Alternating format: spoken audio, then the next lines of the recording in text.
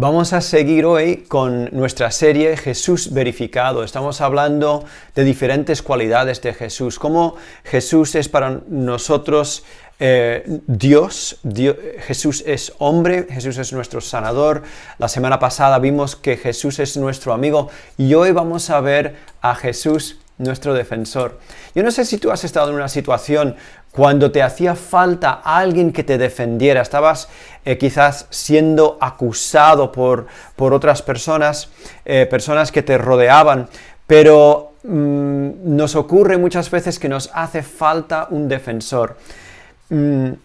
Vamos a empezar hablando de lo que es el objetivo, la razón que estamos haciendo esta serie de Jesús Verificado. Lo esencial de esta serie es esto, es que queremos conocer a Jesús. No queremos saber cosas acerca de Jesús, sino que en realidad queremos conocerle a Él directamente, como una persona. No queremos hablar de Él como Él estuviera en otro lugar. Queremos hablar con Él, como Él está aquí mismo en la sala con nosotros. Y queremos hablar cosas buenas de Él, cosas que son acertadas, cosas que vemos en la Biblia. Y este hecho de que Jesús es nuestro defensor es algo muy importante, porque muchas veces nos hace falta un defensor. Yo me acuerdo hace tiempo, estaba en una situación donde me sentía acusado, sentía que las cosas en una organización en la que yo estaba no estaban yendo de una forma que yo me sentía cómodo, en conciencia. Y finalmente tuve que salir de la organización. Pasaron años después y yo oraba, sencillamente salí de la organización y pasaron años después que unos datos salieron a la luz acerca de diferentes situaciones y yo sentí que en esta situación Jesús me vindicó. Quiero hablar un poco más adelante de esta palabra, pero me encanta esta palabra de vindicar. Esto significa que Jesús sale a nuestro encuentro y nos justifica, nos hace justicia a nosotros. Y vamos a hablar de una persona que a lo largo de la historia de cuando Jesús está en la tierra, necesita un defensor. Este relato se encuentra en el Evangelio de Juan, el capítulo 8, los primeros versículos hasta más o menos el versículo 11. En los apuntes del vídeo vais a ver que ahí aparece las citas y los apuntes de esta charla. Pero esta persona se le aparece a Jesús cuando Jesús está en el templo enseñando, y vemos en Juan 8 que Jesús viene al templo, empieza a enseñar a la gente, se acerca todo el pueblo a él, porque Jesús ya había estado haciendo muchos milagros, muchas señales había estado haciendo, entonces la gente tenía ganas de escuchar lo que él decía, además de eso querían ver los milagros que él hacía. Pero había un grupo de personas que tenían celo de Jesús.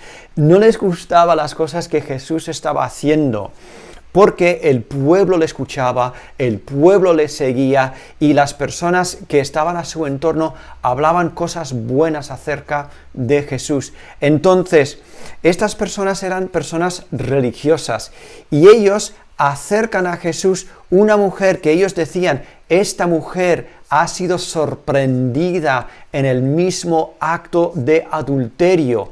Y en la ley de Moisés decían ellos, esta mujer por haber hecho esto, haber hecho adulterado, haber hecho cometido un pecado, pues tenía que ser pues llevada a la muerte, tenía que sufrir la pena capital. Y ellos le preguntan a Jesús, Jesús, ¿tú qué dices? Jesús no les contesta directamente. ¿Qué hace Jesús? Ya conocéis la historia. Jesús se agacha en la tierra y empieza a escribir. Curiosamente no sabemos exactamente lo que Jesús escribe en la tierra, solo sabemos que Él empieza a escribir y siguen insistiendo con Jesús. Y Jesús se levanta y cita la ley, cita un versículo de Levítico y les dice a ellos, el que no ha pecado, que tire la primera piedra. Entonces se vuelve a agachar y sigue escribiendo. Él escribe y escribe. Y según va escribiendo, poco a poco, dice que de los más mayores a los más jóvenes se van alejando de Jesús. Y finalmente Jesús se levanta y mira su entorno y ve que no hay nadie ahí sino él y la mujer. Y hace una pregunta a la mujer. Mujer, ¿no hay nadie que te condena? Y ella dice, no, no hay nadie, Señor. Y él dice, yo tampoco te condeno. Pero acaba el relato diciendo, vete y no peques más. Mira, yo quiero leer estos versículos enteros y quiero hablar un poquito acerca de ellos, pero empezando en el Evangelio de Juan, el capítulo 8, vamos a leer los versículos enteros y luego vamos a hablar de ellos un poquito. Empezando en el versículo 2, dice esto. Por la mañana volvió al templo y todo el pueblo vino a él. Y sentado él les enseñaba. Entonces los escribas y los fariseos le trajeron una mujer sorprendida en adulterio y poniéndola en medio, le dijeron, Maestro, esta mujer ha sido sorprendida en el acto mismo de adulterio. En la ley nos mandó Moisés a apedrear a tales mujeres. Tú pues, ¿qué dices? Mas esto decían, tentándole para poder acusarle. Pero Jesús, inclinado hacia el suelo, escribía en la tierra con el dedo. Como insistieran en preguntarle, se enderezó y les dijo, el que de vosotros esté sin pecado, sea el primero en arrojar la piedra contra ella. E inclinándose de nuevo hacia el suelo, siguió escribiendo en la tierra. Pero ellos, al oír estos, acusados por su conciencia, quedó solo Jesús y la mujer. Acusados por su conciencia, salían uno a uno, comenzando desde los más viejos hasta los postreros, y quedó solo Jesús y la mujer que estaba en medio. Enderezándose Jesús y viendo a nadie sino mujer, le dijo, Mujer, ¿dónde están los que te acusaban? ¿Ninguno te condenó? Ella dijo, Ninguno, Señor. Entonces Jesús le dijo, Ni yo te condeno, vete y no peques más. Vete y no peques más. Mira, lo que para mí me parece muy importante en este relato son varias cosas que quiero destacar. Lo que decían los escribas y los fariseos, ellos eran personas religiosas en la cultura judía, eran abogados, eran teólogos, eran personas que vivían una vida muy perfecta. Sin embargo, cuando ellos traen a la mujer delante de Jesús, no vienen con la intención de intentar proteger la ley o incluso hacer justicia. Su intención es muy clara. Quieren acusarle. Vemos en el versículo 6. Decían esto para tentarle y para poder acusarle a Jesús.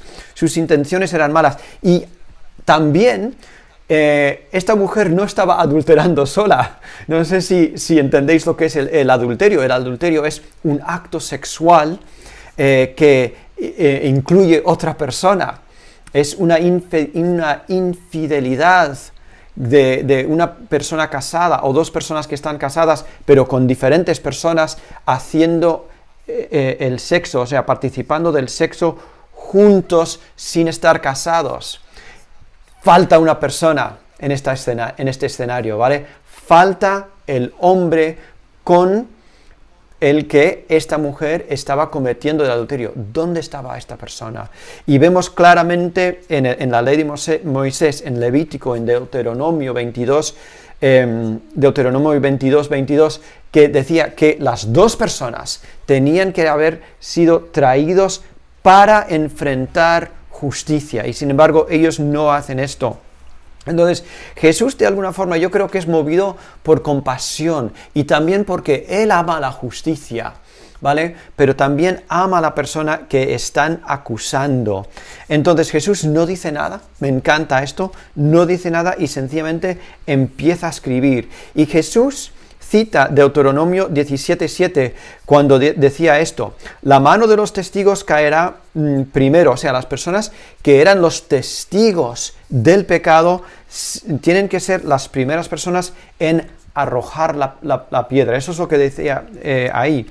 Y Jesús ve a una mujer, ve a una persona, no ve ni siquiera la ley, aunque la ley era muy importante, pero él es movido por su amor hacia la mujer, su amor también hacia el Padre y las leyes que el Padre dio al pueblo. Entonces, esas cosas eran importantes, pero también esta persona es importante. Yo no sé qué es lo que escribía Jesús en la tierra, pero sí veo a Jesús que ve a la mujer y escribe algo en la tierra que acusa a las personas que están alrededor. Podemos hacer un montón de teorías acerca de qué es lo que estaba escribiendo Jesús en la tierra. Estaba escribiendo los nombres de las queridas, de las personas que le estaban acusando. Estaba él escribiendo en la tierra los nombres de las personas que estaban ahí, juntamente con los pecados que habían cometido. Pero Jesús sí que dice: el que está sin pecado, que tire la primera piedra. Y ellos son acusados por su conciencia y se van largando de uno a uno. Una cosa que yo creo que es importante: mira, Jesús no justifica el pecado de la mujer. En ningún momento dice: ay, no pasa nada. Jesús no lo aprueba. Jesús no hace la vista gorda de lo que ella ha hecho. Más bien ella dice: mira, yo no te condeno, pero vete y no peques más. Yo veo aquí en este relato un Jesús que se levanta en defensa de el pecador, de la pecadora en este caso. Yo quiero animaros a varias cosas mirando esto. Sabiendo que Jesús es nuestro defensor, yo quiero animarte en primer lugar a que tú no te defiendas a ti mismo, ¿vale? ¿Qué ocurre cuando una persona se defiende a sí mismo? Hablamos de estar a la defensiva. Cuando a ti se te acusan de algo y de repente empiezas a defenderte, ¿cómo te sientes por dentro? Yo sé cómo me siento yo. Cuando a mí me acusan de algo, sea cierto, sea incierto, enseguida se me levanta algo por dentro y yo quiero poner los puños en defensa propia. Yo digo: mira, aquí tú a mí no me vas a dar, y yo quiero defenderme. Tengo una serie de emociones de que yo quiero justicia, de que yo no quiero estar a malas con nadie, no quiero tener una mala reputación con las demás personas y quiero defenderme. Pero yo quiero animarte que no lo hagas. No te pongas a la defensiva. Mira, si tú te pones a la defensiva, enseguida parece que eres culpable. Parece que has hecho algo mal. ¿Por qué te estás defendiendo? ¿Por qué te ibas a defender si no habías hecho nada? Pero cuando empiezas a defenderte a ti mismo, parece que algo no anda bien. Si has hecho mal, lo mejor es decir: vaya, lo siento, he cometido un error, no tenía que haber hecho esto y no quiero seguir haciendo las cosas que están mal. Sencillamente es decir, lo siento, he hecho mal. Y si has hecho bien, o sea, en verdad las acusaciones que vienen en contra tuya son mentiras, son cosas que son inciertas, entonces saldrá a la luz. Tarde o temprano saldrá a la luz que tú eres inocente, que quizás yo soy inocente. La verdad siempre, siempre, siempre sale a la luz. Sale a la luz. Lo mejor, creo yo, es callar la boca y esperar a que Jesús salga a nuestra defensa. Hay un salmo, el Salmo 43, que me gusta mucho, y dice esto, lo voy a leer en la versión, la Biblia de las Américas, porque me gusta lo que dice en el principio, dice, hazme justicia, Dios, defiende mi causa. En la Reina Valera dice esto, júzgame, oh Dios, y defiende mi causa, líbrame de gente impía, y del hombre engañoso e inicuo, pues tú eres el Dios de mi fortaleza. ¿Por qué me has desechado? ¿Por qué andaré enlutado por opresión de mi enemigo? Envía tu luz y tu verdad, estas me guiarán, me conducirán a tu santo monte, a tus moradas. Entraré en tu altar, oh Dios, al Dios de mi alegría y de mi gozo. Te alabaré con arpa, oh Dios, Dios mío. ¿Por qué te abates, oh alma mía, y por qué te turbas dentro de mí? Espera en Dios, porque aún he de alabarle, salvación mía y Dios mío. El tema es esperar en Dios, esperar a que Él venga y que Él te juzga. La palabra que muchas veces se usa aquí cuando dice júzgame, oh Dios, es vindícame. ¿Ves? El verbo vindicar, que significa defender, especialmente por escrito. O sea, haz un escrito, haz un certificado de que las cosas que yo he hecho no son equivocadas.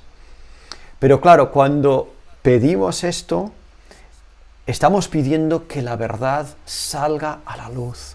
Si hemos hecho mal, eso saldrá a la luz.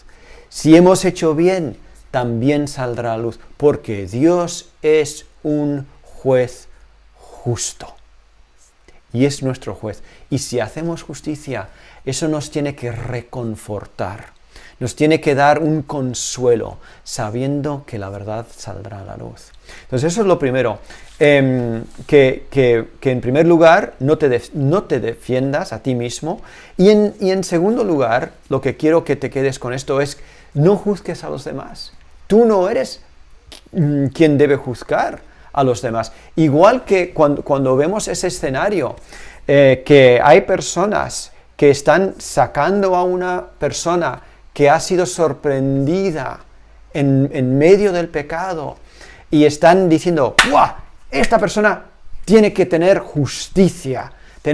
Pero sin embargo, no contemplan a otras personas, su juicio no es un juicio justo. Y te voy a decir una cosa, ni es mi juicio un juicio justo, y tampoco es tu juicio un juicio justo, pero el de Dios sí. Entonces yo quiero animarte a no ponerte en ese lugar de juez, sino deja que el juicio venga de parte de Dios, porque Él todo lo ve, las motivaciones del corazón, lo que ocurre detrás de las puertas cerradas. Él lo ve todo y no nos corresponde a nosotros juzgar a los demás. Así que quiero animarte a eso. No seamos de los religiosos, no seamos de los hipócritas que dicen, ¡ay! Este está haciendo las cosas mal. Más bien, vamos a ser de los que somos misericordiosos. Vamos a ser de las personas que damos segundas, terceras, cuartas, quintas oportunidades a las personas.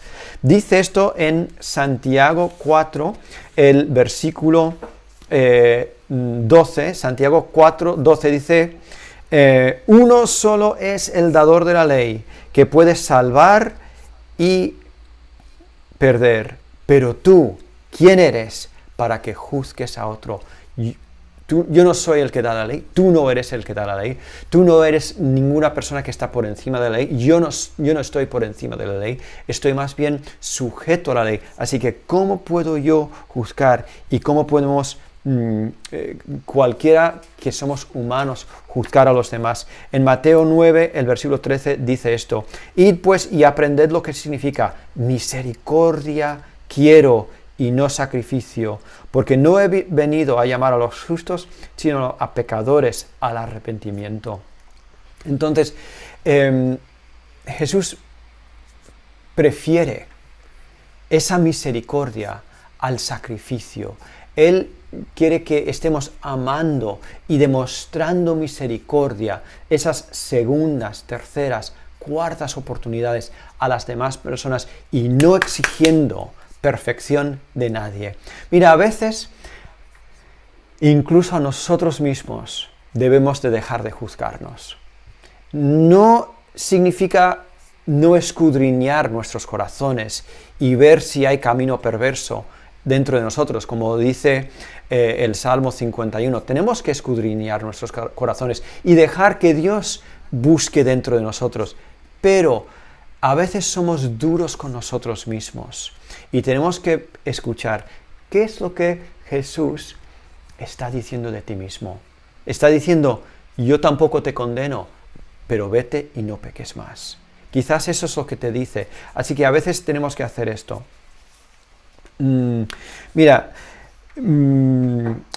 Quiero acabar con este pensamiento. Nosotros somos culpables. Somos culpables de 1,000,000 y más de pecados. Y aún así, Jesús nos defiende, no solamente nos defiende, sino que paga por nuestras ofensas. Imagínate que tú cometiste un crimen. Vamos a suponer que robaste un coche o defraudaste a Hacienda y te han investigado. Han venido los fiscales, los funcionarios de Hacienda, han estudiado tu caso y han visto, esta persona ha defraudado a Hacienda, ha robado este coche, cualquiera que sea tu ofensa.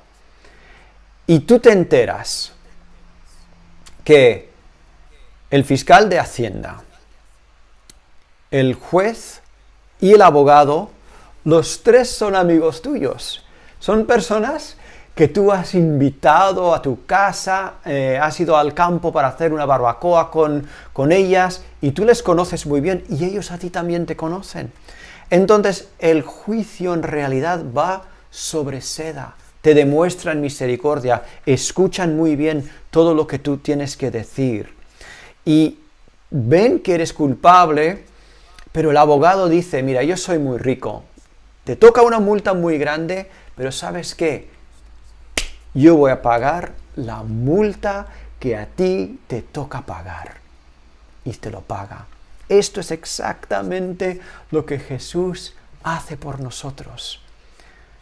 La semana pasada vimos que Jesús es nuestro amigo, también es nuestro juez, pero también es nuestro abogado. Mira lo que dice en Primera de Juan, empezando en el capítulo 1, pero vamos a leer los últimos versículos del 1 y vamos a entrar en el capítulo 2. Dice esto, en el 1, versículo 10. Si decimos que no hemos pecado, le hacemos a él, a Jesús, mentiroso, y su palabra no está en nosotros. Hijitos míos, estas cosas os escribo para que no pequéis. Y si alguno hubiere pecado, abogado tenemos para con el Padre, Jesucristo el justo. Mira, está diciendo esto. Es importante que confesemos que hemos pecado, que estemos de acuerdo con lo que Él dice. Y Él dice, estas cosas no son correctas y no debes hacer estas cosas. Pero yo os estoy escribiendo esto para que no sigas pecando. Pero cada uno de nosotros sabemos que de vez en cuando metemos la pata. Y necesitamos a alguien que puede argumentar nuestro caso delante del juez, que es Jesucristo. Y dice esto, si alguno hubiere pecado, abogado tenemos con el Padre, Jesucristo el justo. ¡Qué consuelo! ¡Qué alegría! ¡Qué seguridad nos da saber que nuestro amigo, el que está con nosotros, el que nos conoce, es nuestro abogado para argumentar nuestro caso delante del juez?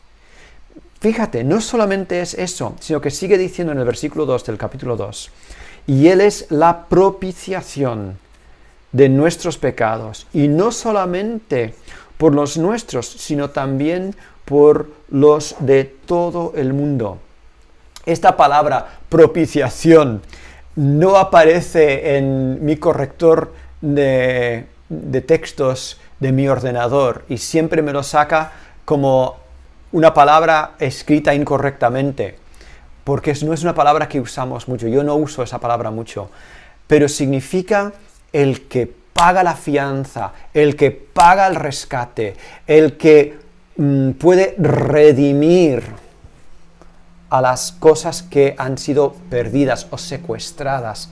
Nosotros hemos sido secuestrados por nuestros pecados. Hemos sido secuestrados por la maldad. ¿Y sabes lo que hace Jesús? Dice, yo pago ese rescate. Yo pago la multa por los pecados que tú has cometido. Mira, el decir que Jesús es nuestro abogado, que Él paga la multa, no significa que lo que hayamos hecho sean cosas leves. El pecado no es algo leve. El pecado es tan serio, es tan severo, es tan horrible que requiere el precio tan alto de la muerte, el sufrimiento de Jesús en la cruz por nosotros. No es algo leve. Cuando pensamos que el pecado es algo leve, incluso hacemos leve y poco serio la muerte de Jesús en la cruz por nosotros.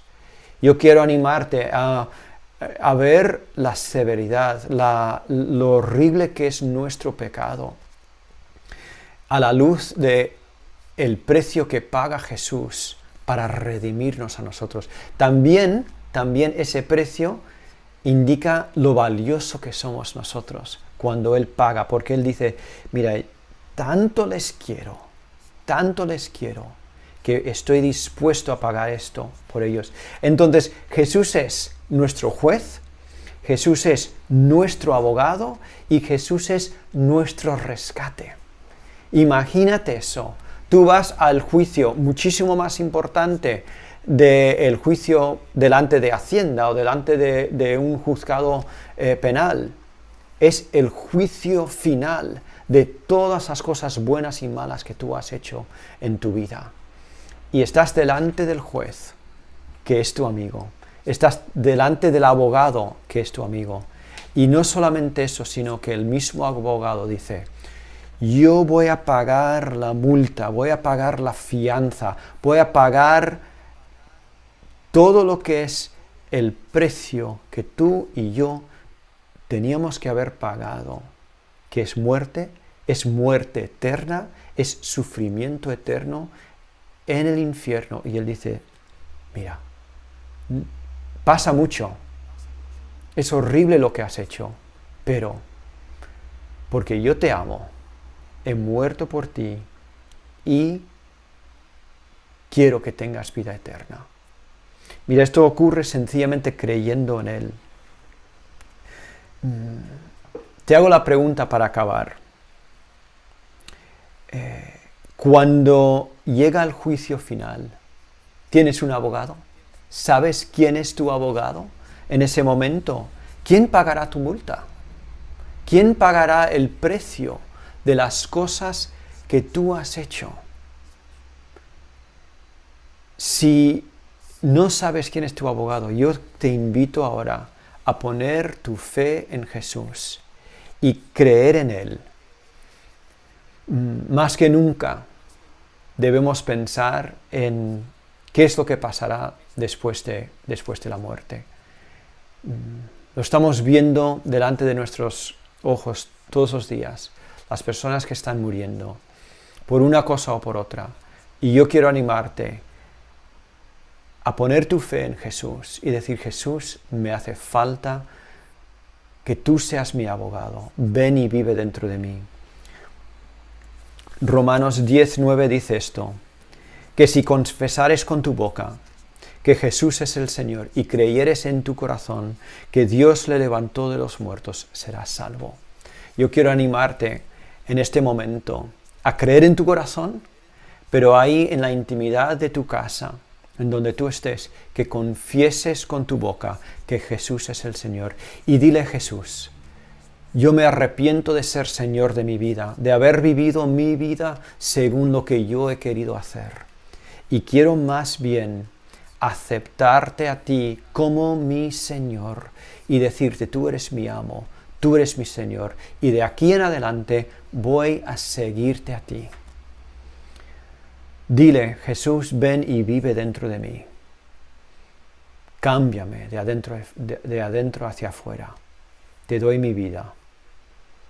Gracias por morir por mí en la cruz. Yo quiero acabar sencillamente orando.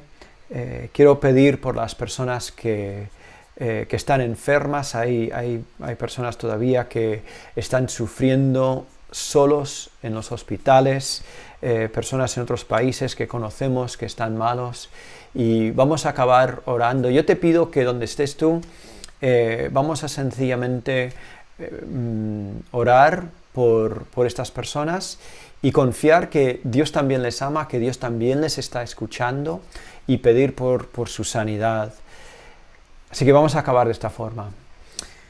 Padre, venimos delante de ti en el nombre de Jesús, confiando que tu Espíritu está por toda la tierra y que sigues siendo un Dios que sana.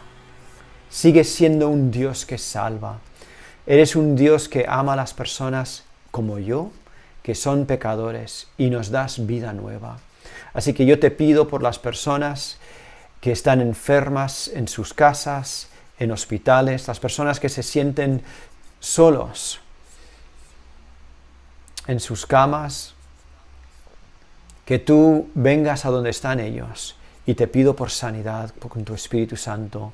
Te pido por María Luisa en Perú, por su cuñado, por los otros amigos que ella tiene ahí que están enfermos. Yo te pido por sanidad, Dios.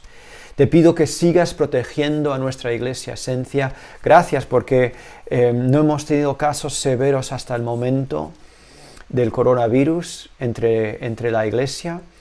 Y te pido, Dios, que nos sigas protegiendo. Te pido que nos cubras con tu sangre, que nos cubras con protección. En el nombre de Jesús.